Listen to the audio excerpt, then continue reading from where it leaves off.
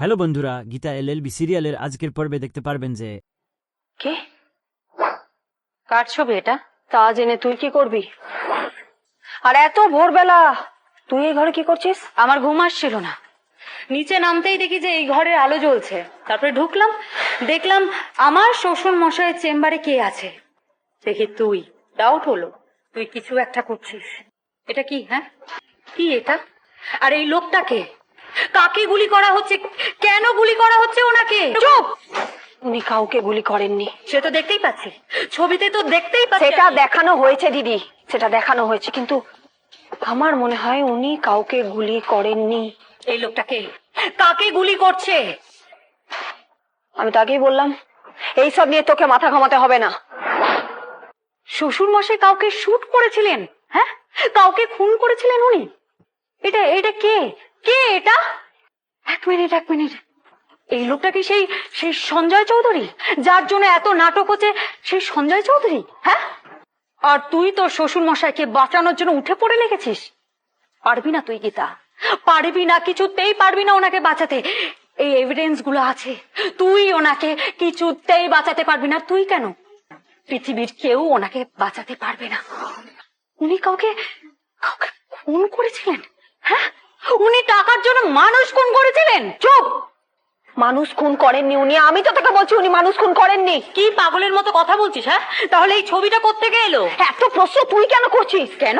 আজ আমি প্রশ্ন করছি, কাল পুলিশ করবে, পরশু কোর্ট করবে, তারপর ওনার জেল হয়ে যাবে। ওনার জেল হবে না, যাতে জেল না হয় তাই জন্যই তো এত কাঠখড় পোড়ানো হচ্ছে, তাই না? তুই চুপ কর, একদম একদম চুপ কর, একটাও কথা বলবি না তুই। শ্বশুর মশাই প্রিয় পাত্রী হতে চাইছিস, তাই না? অবশ্য সেটা হবি নাই বা কেন? ওনার এত সম্পত্তি, কলকাতার বুকে এত বাড়ি গাড়ি, এত টাকার সম্পত্তি, তাই তো শ্বশুর মশাই মাথায় হাত বুলিয়ে নিজের জন্য। দিদি, আমি লোভী নই, আর সেটা তুই খুব ভালোভাবে জানিস। মানুষটাকে আমি ভালোবাসি কারণ মানুষটা পিতৃতুল্য। আর আমি এই পৃথিবীতে যাকে সব থেকে বেশি ভালোবাসি, আমার স্বামী, তার বাবা হন উনি। আমি এই বাড়ির বউ দিদি, আর আমার শ্বশুর মশাইকে বাঁচানোটা আমার কর্তব্য। অবশ্য সেসব তো তুই বুঝবি না। তুই প্রত্যেকটা গেমে জিতে যাচ্ছিস গীতা, প্রত্যেকটা গেমে। আর আমি সবকিছুতে হেরে যাচ্ছি। জীবনের প্রত্যেকটা বাজিতে আমি আমি হেরে যাচ্ছি। কোন বাজির কথা বলছিস তুই? সব, বিশেষ করে সেইটা, সেই বাজিটা যার জন্য আমি আমার স্বামীর সাত্ত্বিককে বিয়ে করে এই বাড়িতে এসেছিলাম। সবকিছুতে হেরে যাচ্ছি গীতা, আমি হেরে বসে আছি। আর এই সব কিছুর জন্য তুই দায়ী। তুই আমার জীবনে, তুই একটা অভিশাপ দিদি, অভিশাপ তুই একটা।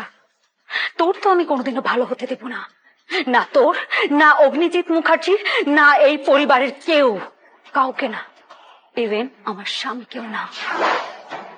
আমি কাউকে ক্ষমা করব না, কাউকে না। দিদি, দিদি শোন, দিদি।